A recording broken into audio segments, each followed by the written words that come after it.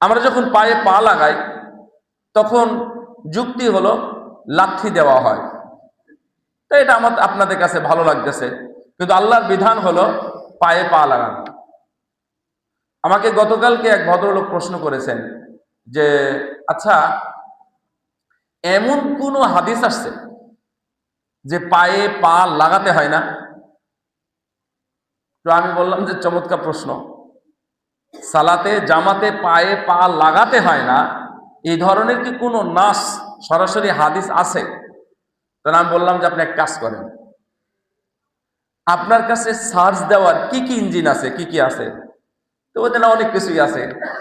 তা আমি বললাম যে আপনি তাহলে গুগলে খোঁজ করেন, অথবা আরেকটা এখন মেশিন বের হয়েছে চ্যাট জিপিটি, ওকে জিজ্ঞাসা করেন দেখেন ওরা কি বলে। আমি তো একটা বলবোই, আপনার বিপক্ষেও তো হতে পারে। আমি যেটা বলবো কোরআন সুন্নাহ থেকেই বলার চেষ্টা করব, কিন্তু তারা কি বলে দেখেন তো। তো উনি সত্যিই দেখলেন, দেখার পরে ওরা জবাব দিয়েছে, এটা জানিয়ে দিচ্ছি আপনাদেরকে। আমি জানি সত্য কথা বলতে গিয়ে এর পক্ষে কোনো হাদিস নাই। এমনকি আশ্চর্যের ব্যাপার হলো কোনো জয়ীফ হাদিসও, মানে উল্লেখযোগ্য বলার মতো কোনো জয়ীফ হাদিসও নাই যে পায়ে পা লাগাতে হয় না। শুধুমাত্র যুক্তি প্রদর্শন করে এই লম্বা লম্বা সুন্দর সুন্দর হাদিসগুলোকে এখান থেকে কাটা হয়েছে। তো ওই ভদ্রলোক জিজ্ঞাসা করছেন যে আমরা পায়ে পা, আগে লিখছে আমরা পায়ে পা লাগাই না, জামাতে পায়ে পা লাগাই না। আচ্ছা, এর কোনো হাদিস ভিত্তিক দলিল আছে? তো উত্তর দিয়েছে এমন যে যাই ওরা কি সম্বোধন করে, স্যার বলে বা জনাব বলে, যে স্যার আপনি অনেক সুন্দর প্রশ্ন করেছেন। সত্য কথা হলো যে হাদিসগুলো, দলিলগুলো পায়ে পা লাগানোর বিষয়েই উৎসাহিত করা হয়েছে, পায়ে পা লাগাতে হবে না এই মর্মে কোনো হাদিস বর্ণিত হয়নি। আমি ওদের জবাবটা আমি আপনাকে শোনাচ্ছি, মানে এই গুগল বা এই চ্যাট জিপিটি যেগুলো আছে। তো আমি যেটা বলতেছিলাম যে লা তুকদ্দিমু বাইনা ইয়াদাইল্লাহি ওয়া রাসূলি, এখানে এক নাম্বার গুণ, এক নাম্বার শিক্ষা হলো আল্লাহ যে বিধানটা আমাদেরকে দিয়েছেন যে কোনো মূল্যে সেই বিধানকে মূল্যায়ন করা। কোনোদিনই খবরদার আল্লাহ এবং তার রাসূলের বিধানের ব্যাপারে অন্য কোনো মন্তব্য অথবা অন্য কোনো অনুসরণ, অন্য কোনো পথ আপনি হাঁটবেন না। এটা হচ্ছে এক নাম্বার শিক্ষা। এই জন্য তার মানে বিধান সম্পূর্ণ নাজিল হয়ে গেছে, এটা নবম হিজরিতে নাজিল হয়েছে। এই সূরাটা নবম হিজরি, মানে রাসূল সাল্লাল্লাহু আলাইহি ওয়াসাল্লাম মৃত্যুর 1 বছর পূর্বে নাজিল হয়েছে। তার মানে আগে সালাত, সিয়াম, হজ, যাকাত সহ সব বিধান নাজিল হয়ে গেছে, এখন শুধুমাত্র এটা মানার কথা। এই জন্য এক নম্বর কথা, ইয়া আইয়ুহাল্লাযীনা আমানু লা তুকদ্দিমু বাইনা ইয়াদাইল্লাহি ওয়া রাসূলি, আল্লাহ এবং তার রাসূলের শানে তোমরা বাড়াবাড়ি করো না বা তার বিধানের ব্যাপারে বাড়াবাড়ি করো না। দুই নম্বর, ইয়া আইয়ুহাল্লাযীনা আমানু লা তারফাউ আসওয়াতাকুম ফাওকা সাওতিন নবী ওয়া লা তাজহারু লাহু বিল কওলি কাজহরি বা'দিকুম লিবা'দিন আন তাহবাতা আমালুকুম ওয়া আনতুম লা তাশউরুন। হে ইমানদারগণ, খবরদার তোমাদের কথা, তোমাদের আওয়াজ, শব্দ যেন উঁচু না হয় নবীর আওয়াজের চাইতে। লা তারফাউ আসওয়াতাকুম ফাওকা সাওতিন নবী, খবরদার নবীর আওয়াজের চাইতে যেন তোমাদের আওয়াজটা বড় না হয়। ওয়ালা তাজহারু লাহু বিল কওলি কাজহরি বা'দিকুম লিবা'দ, আর তোমরা যে পরস্পরে কথা বলো, আমরা যেমন বন্ধুদের সাথে কথাবার্তা বলি না, অনেক সময় স্বামী স্ত্রী কথা বলার সময় উল্টাপাল্টা কথাবার্তা বলি। তো আল্লাহ রাব্বুল আলামিন বলছেন খবরদার নবীর শানে, নবীর সামনে, নবীর সাথে তোমরা ওই বন্ধুদের ভাষায় যেভাবে কথা বলো এই ভাষায় কথা বলিও না। যদি বলো তোমাদের পূর্বের এই সব আমলে সলে সৎ আমলগুলো নষ্টে পরিণত হয়ে যাবে, নাউযুবিল্লাহ। আর আমরা যখন তখন এটা ওটা বলে দিই, আরে রাখো তোমার এসব রফুলাইদের মানে কি, এইভাবে এমন এমন করে ঘোড়ার লেজ লড়াই, এইভাবে তোমরা করো। একটা সুন্নাতকে, আপনি একজন মুসলিম হয়ে আপনি নবীকে ভালোবাসেন, আপনার নবীর সাথে প্রেম করেন, প্রেমিক, নবী প্রেমিক, এগুলো, এই প্রেম শব্দটা কারো সাথে যায় না, মনে রাখবেন। প্রেম এই শব্দটা যায় না, এবং এইটাই শব্দটা এক্সপান্স করা উচিত, চিরতরে এক্সপান্স করা উচিত। কেউ কেউ বলেন যে স্বামী স্ত্রীর ক্ষেত্রে বলা যেতে পারে, তাছাড়া দুনিয়াতে মা বাবার সাথেও হবে না। আল্লাহর সাথেও হবে না, নবীর সাথেও হবে না, আর কোনো অন্য কোনো মানুষের সাথে তো হয়ই না। স্বামী স্ত্রীর ক্ষেত্রে যদি হয় তাহলে সেটা হতে পারে, তারপর আমি মনে করি এটা বাদ দেওয়া উচিত। অথচ দেখবেন আশেকে রাসূল, মানে রাসূলের প্রেমিক, আশেক বিল্লাহ, আল্লাহর প্রেমিক, এই শব্দগুলো চলবে না, এই শব্দগুলো বাদ দিয়ে দিবেন। রাসূল সাল্লাল্লাহু আলাইহি ওয়াসাল্লাম সম্পর্কে আল্লাহ রাব্বুল আলামিন বললেন, ওয়ালা তাজহারু লাহু বিল কওলি কাজাহরি বা'দিকুম লিবা'দ, তোমরা যেমন পরস্পরে কথাবার্তা বলো এই ভাষায় নবীর সাথে কথা বলো না, যদি বলো তাহলে তোমাদের আমলগুলো নষ্ট হয়ে যেতে পারে। ওয়া আনতুম লা তাশউরুন, তোমরা বুঝতেই পারবা না। জোরে জোরে কথা বলা। আমি একটা হাদিস পাঠ করেছি, রাসূল সাল্লাল্লাহু আলাইহি ওয়াসাল্লাম বলছেন যে জান্নাতে অনেক চকচকে ঝকঝকে প্রাসাদ থাকবে, যার বাহির থেকে ভিতর এবং ভিতর থেকে বাহির দেখা যায়। একজন সাহাবী বললেন, বেদুইন, বললেন যে এটা কাদের জন্য ইয়া রাসূলুল্লাহ? রাসূলুল্লাহ সাল্লাম প্রথম যে কথাটা বললেন, লিমান আতাবাল কালামা, যাদের কথায় সুগন্ধি আছে। জান্নাতে একটা প্রাসাদ যার ভিতর থেকে বাহির এবং বাহির থেকে ভিতর দেখা যাবে। তার মানে এটা ভালো না খারাপ? কেমন ভালো? অনেক ভালো, অনেক ভালো।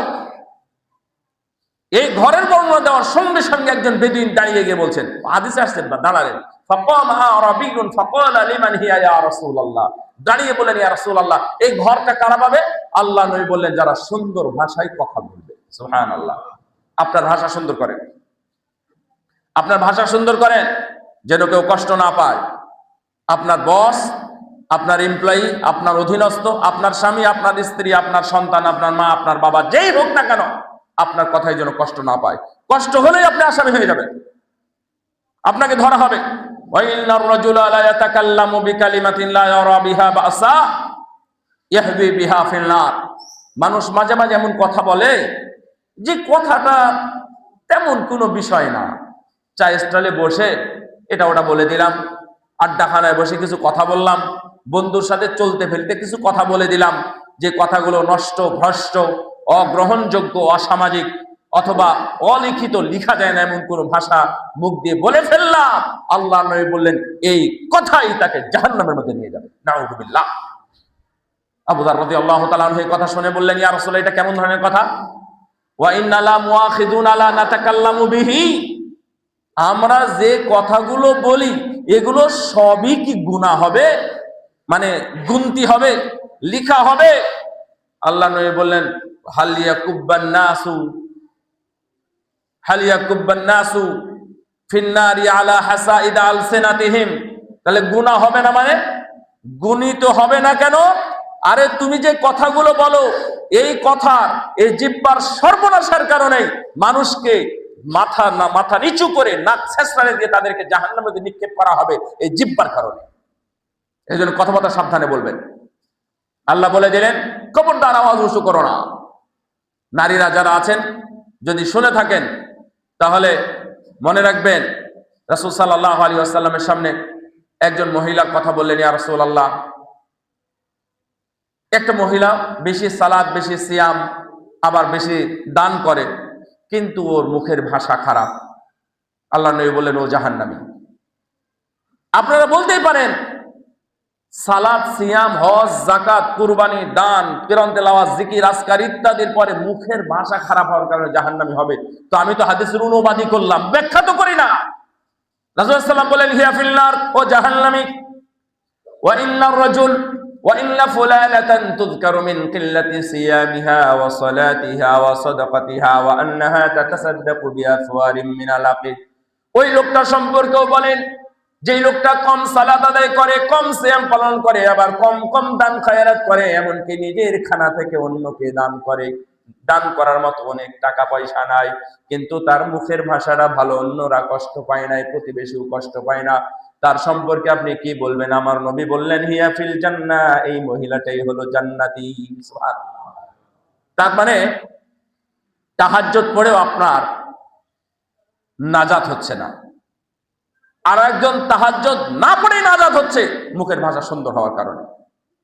এত কর্কশ ভাষা, এত জোরে চিল্লা চিল্লি হয়, আশেপাশের বাড়ির মানুষ শুনে তারা হাসাহাসি করে, এগুলো সব লেখা হয়। এই জন্য সাবধান। স্বামী স্ত্রী যেই হোক, এখানে একটা ভালো সংবাদ নিতে পারেন আপনারা, ভালো একটা কি বলবো মানে বোনাস নিতে পারেন।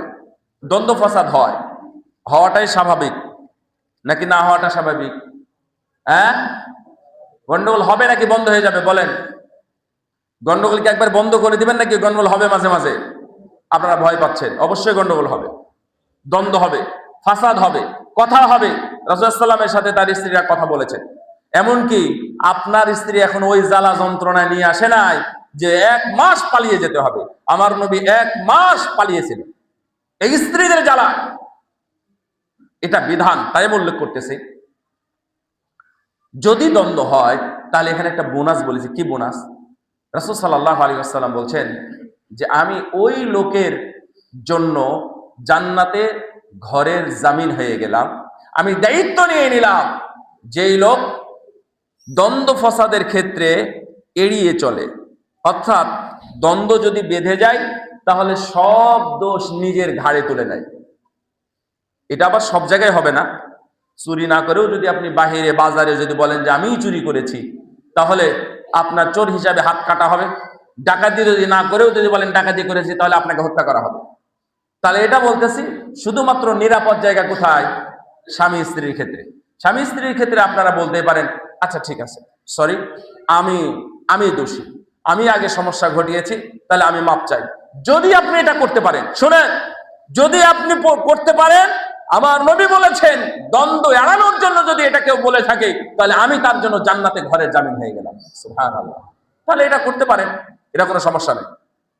আর 2 নাম্বার শিক্ষা হলো আমরা জোরে কথা বলবো না। রাসূল সাল্লাল্লাহু এই আয়াতটা রাসূলের কবরে কিন্তু লেখা আছে, জানেন? রাসূলুল্লাহ সাল্লাল্লাহু আলাইহি ওয়াসাল্লামের কবরে যারা জিয়ারত করতে গেছে হজ উমরায় গিয়ে, দেখবেন এই আয়াতটা এখনো লেখা আছে। তার মানে এখনো রাসূলের কবরের কাছে গিয়ে জোরে জোরে কথা বলাটা স্বাভাবিক নয়, এটা বেয়াদবি, এটা বেয়াদবি। আকরা ইবনে হাবিস এবং কাকা ইবনে মা'বাদ রাদিয়াল্লাহু আনহুমা, দুইজনের ব্যাপারে ওমর ইবনে খাত্তাব এবং আবু বকর রাদিয়াল্লাহু তাআলা আনহুমা, এই দুইজন দ্বন্দ্বে লেগে গেলেন।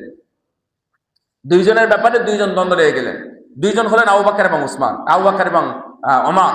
দুইজনই জান্নাতি সাহাবী, দুইজনই রাসূলুল্লাহ সাল্লাল্লাহু আলাইহি ওয়াসাল্লামের শ্বশুর, উম্মতের সর্বশ্রেষ্ঠ দুইজন ব্যক্তি, রাসূলুল্লাহ সাল্লাল্লাহু আলাইহি ওয়াসাল্লামের পরে মনোনীত দুইজন খলিফা। এই দুইজন দ্বন্দ্ব লেগে গেল।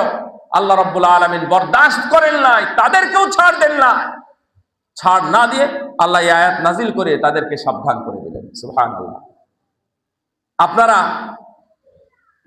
এই জন্য কথাবার্তা একটু সামলাই বলবেন, সাবধানে বলবেন, যেন অন্যরা কষ্ট না পায়, কথা যেন জোরে না হয়। তাহলে আমাদের এমন কথা বলা উচিত নয় যেন আমাদের আমল নষ্ট হয়ে যায়। আমাদের আমলই নাই, আমলই কম, যদি আমল আবার নষ্ট হয়ে যায় তাহলে আমল আবার আমরা কোথায় থেকে গুছাবো? আমলে সলেহ। এই জন্য আমলে সলেহ যেন নষ্ট না হয়, আপনারা সাবধান থাকবেন। ইন্নাল্লাযীনা ইয়াগুদ্দুনা আসওয়াতাহুম ইনদা রাসূলিল্লাহ উলাইকাল্লাযীনা ইমতাহানাল্লাহু কুলুবাহুম লিত্তাকওয়া লাহুম মাগফিরাতুন ওয়া আজরুন আযীম। যারা আওয়াজকে নিচু করে ইনদা রাসূলিল্লাহ, আল্লাহর নবীর সামনে, উলাইকাল্লাযীনা ইমতাহানাল্লাহু কুলুবাহুম লিত্তাকওয়া, আল্লাহ রাব্বুল আলামিন তাদের অন্তরের পরীক্ষা গ্রহণ করেছেন। কি? যে তাদের অন্তরে ঈমান আছে। আপনার আওয়াজ উঁচু না নিচু? যদি উঁচু হয় আস্তে নিচু করবেন, আওয়াজটা কম করবেন, চিৎকার চেঁচামেচি করবেন না। আল্লাহর কাছে এটা খুবই অপছন্দের। আল্লাহ বলছেন যে ইন্না আনকারাল আসওয়াত লাসাউতুল হামির, যারা জোরে এবং কর্কশ ভাষায় কথা বলে এদের আওয়াজগুলো হচ্ছে গাধার মতো। গাধার মতো আওয়াজ। গাধা চিল্লায়, এই চিল্লায় কোনো কাজ হয় না। এটা উপকারী চিল্লানো নয়, বাঘের গর্জনও নয়, বা সিংহের হুঙ্কার নয়। এগুলো কাজ আছে, কিন্তু গাধাটা একবারে অপছন্দ। আল্লাহ বলেন ইন্না আনকারাল আসওয়াতি লাসাউতুল হামির, সবচেয়ে খারাপ আওয়াজ হলো গাধার। তুমি চিল্লাও কেন? চিল্লানোটা বাদ দিয়ে দিবেন। মসজিদে অবশ্যই চিল্লানো যাবে না। পাবলিক প্লেসে জোরে জোরে চিল্লায়ে নিজের মানকে নষ্ট করবেন না। বাড়িতে চিল্লায়ে সন্তানদের সুমন, ভালো মনের মানুষ হতে খবরদার বাধা দেবেন না। যে কোনো জায়গায় কোনো আত্মীয় স্বজনের বাড়িতে গিয়ে যদি আপনি চিল্লান, তাহলে আপনার ব্যক্তিত্বকে নষ্ট করে দিলেন। এই জন্য কোনো জায়গায় চিল্লাতে হয় না, না শিক্ষকের সামনে, না ছাত্রদের সামনে। যদি চিল্লান, এই চিল্লানতে কোনো উপকার নেই। আল্লাহ যেন আমাদেরকে তৌফিক দান করে, আমরা সর্বদাই আস্তে আস্তে কথা বলবো। এবং এই আয়াত যখন নাজিল হয়, এই আয়াতটা যখন নাজিল হয়, তখন একজন সাহাবী রাদিয়াল্লাহু তাআলা আনহু, তিনি রাসূল সাল্লাল্লাহু আলাইহি ওয়াসাল্লাম একদিন রাস্তায় বসে কান্নাকাটি করতেছেন। কান্নাকাটি করলে বললেন যে কি হয়েছে, কান্নাকাটি করো কেন? তো বলছেন যে আমি ধ্বংস হয়ে গেছি, আমার আমল ধ্বংস হয়ে গেছে, আমার আর কিছুই নাই। কেন? ওই যে আমার বিষয়ে আয়াত নাজিল হয়েছে। কোন আয়াত? আন তাহবাতা আমালুকুম ওয়া আনতুম লা তাশউরুন। তখন তাকে ধরে নিয়ে রাসূলের কাছে গেলেন। রাসূল সাল্লাল্লাহু আলাইহি ওয়াসাল্লাম বললেন যে ঠিক আছে, তুমি যে এটা ফিল করেছো, এটা তুমি অনুভব করেছো, এর কারণে আল্লাহ তোমাকে জান্নাতি ঘোষণা করেছেন, এতে তুমি খুশি? সুবহানাল্লাহ। তখন বলেন জি, এখন আমি খুশি। তার মানে এই যে একটা ফিলিংসটা, এই ফিলিংস এর কারণে আল্লাহ রাব্বুল আলামিন তাকে জান্নাত দিয়ে দিয়েছেন। সুবহানাল্লাহ। যে মনে হয় এটা আয়াত মনে হয় আমারই জন্য নাজিল হয়েছে। তা আমাদের সবারই মনে করা উচিত, আমাদের সবারই মনে করা উচিত যে মনে হয় এটা আমাকে আল্লাহ রাব্বুল আলামিন বলতেছেন। আমি বলেছি না যে প্রথমে, এটা কি আল্লাহ কি সম্বোধন করেছেন? ঈমানদার, মুমিন। তার মানে আপনি যদি মুমিন হয়, তাহলে সম্বোধন কি আপনাকে করে নাই? তাহলে এই বিধান কি আমার ঘাড়ের উপর পড়তেছে না? আমার ঘাড়ের উপর পড়তেছে। এই জন্য সাবধান।